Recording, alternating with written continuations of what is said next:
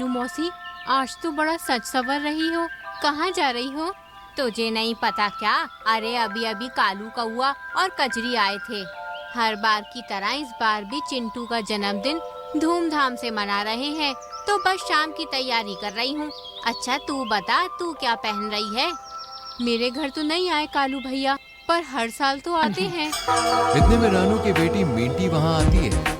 मम्मा मम्मा, जल्दी से घर चलो, कालू अंकल और कजरी आंटी आई हैं। ये ले, तेरे घर भी पहुँच गया कालू।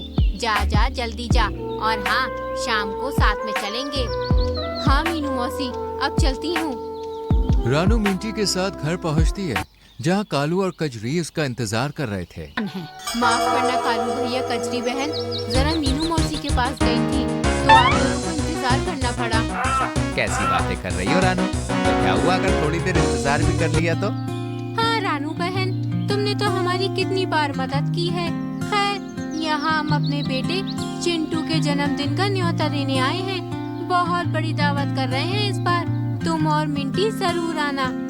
हाँ मुझे पता चला मीनू मौसी से। तुम बिल्कुल चिंता मत करो कजरी बहन, मैं और मिंटी पहुँच जाएंगे। अच्छा रानू, अब हम चलते हैं, अभी बाकी सबके यहाँ भी जाना है। कालू और कजरी न्योता देकर चले जाते हैं। वाह, आज तो दावत मिलेगी मम्मा, मजा आएगा।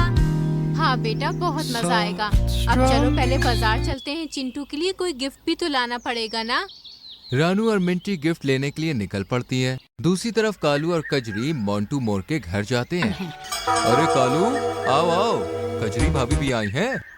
आए तो हैं, पर हम इस बार भी नाराज हैं। मोंटू भैया, आप अच्छी सी लड़की देखकर शादी क्यों नहीं कर लेते? देखो तो घर कितना गंदा पड़ा है। अरे भाभी, आप भी ना। सही तो कह रही है कजरी, तुम इतने आलसी हो। कम से कम हमारी भाभी जी तो इस घर को संभाल लेंगी।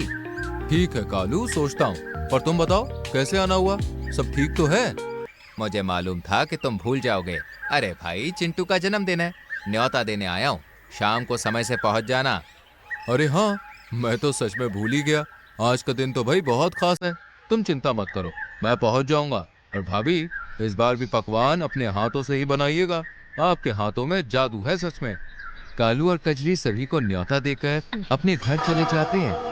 मामा, इधर आओ ना, मैं तो समझ ही नहीं पा रहा हूँ कि आज रात कौन से कपड़े पहनूं। आपने तो मुझे इतने सारे कपड़े दिला दिए हैं, अब मैं बहुत परेशान हूँ कि क्या पहनूं। ये लो, पूरा जंगल इनके लिए यहाँ आ रहा है, और हमारे शहजादी कपड़े नहीं पसंद कर पा रहे हैं। अब आप ही मदद कीजिए। जरूर, तुम ये वाला ड्रेस पहनो, बहुत सुंदर दिखोगे। सच में, ये तो काफी जच रहा है मुझ पर। इसके बाद कजरी पकवान बनाती है। देखते ही देखते शाम हो जाती है और सभी पशु पक्षी चिंटू के जन्मदिन में पहुंचते हैं। चिंटू, ये देख, मैं तेरे लिए कितना बड़ा गिफ्ट लाई हूँ। ये तो सच में बहुत बड़ा है।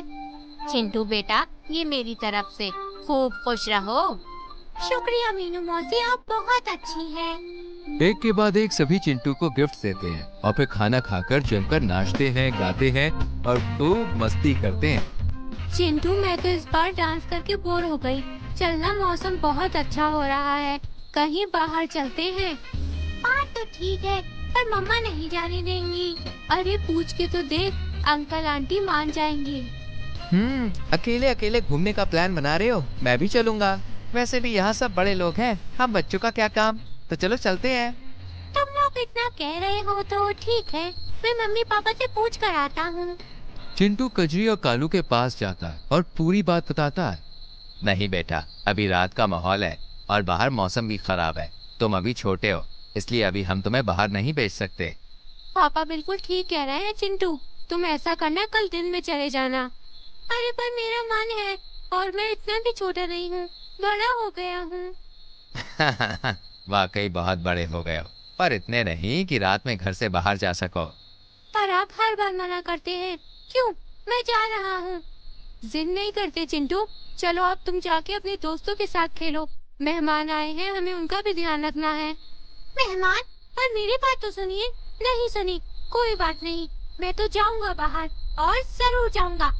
कालू और कजरी के मना करने के बाद भी चिंटू, मिंटी और पीकू बाहर चले जाते हैं। वाह, कितना मजा आ रहा है। हाँ, कितनी अच्छी हवा चल रही है, पर चिंटू तेरा मूड क्यों खराब है? छोड़ ना, हम थोड़ी देर में घर लौट जाएंगे, फिर अंकल आंटी भी कुछ नहीं कहेंगे। वो बात नहीं है, मम्मी पापा मुझे अकेले कहीं नहीं जाने देते। अरे अब मैं बड़ा हो गया हूँ, फिर भी। इतने में तेज बिजली की गड़गड़ाहट के साथ जोरदार बारिश शुरू हो जाती है। अरे नहीं, बारिश, अब क्या करें? किसी पेड़ के नीचे बैठते हैं। तीनों एक पेड़ की तरफ मुड़ते हैं पर पेड़ गिर जाता है। अरे नहीं, ये पेड़ तो गिर गया। ऐसा ना हो कि हम जिस पेड़ पर बैठे हैं वो भी गिर जाए। हमें कुछ और सोचना होगा। दिख गया दोस्तों, वो देखो, वहाँ से थोड़ी रोशनी आ रही है। लगता है किसी का घर है। चलो चलकर मदद मांगते हैं। तीनों दोस्त उस घर की तरफ जाते हैं। मुझे तो डर लग रहा है कि कहीं ये भूत का घर तो नहीं। तू बिना कुछ भी मत कह, मुझे और डर लग जाएगा। अरे तुम दोनों क्यों डरते हो? मैं हूँ ना, मम्मी कहती है मैं बहुत बहादुर हूँ। तुम यहीं रुको, मैं अंदर देखता हूँ, कोई हो तो।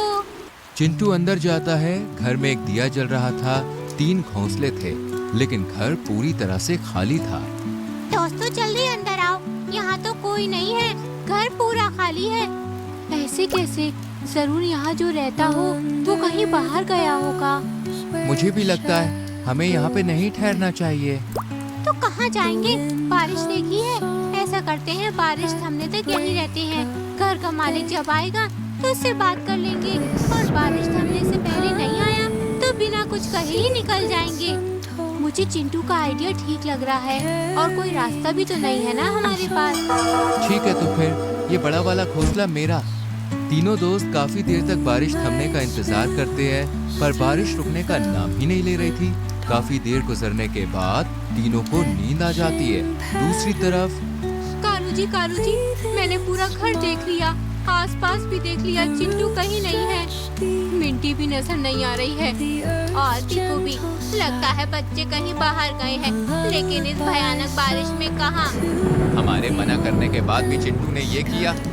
मतलब? कालू, मीनू मौसी और बाकी सबको चिंटू के बाहर जाने की बात के बारे में बताता है। हे भगवान, बच्चे कहाँ होंगे और कैसे होंगे? इस मौसम में कहीं जा भी तो नहीं सकते। वहीं उस खाली घर में एक बड़ी सी चील आती है।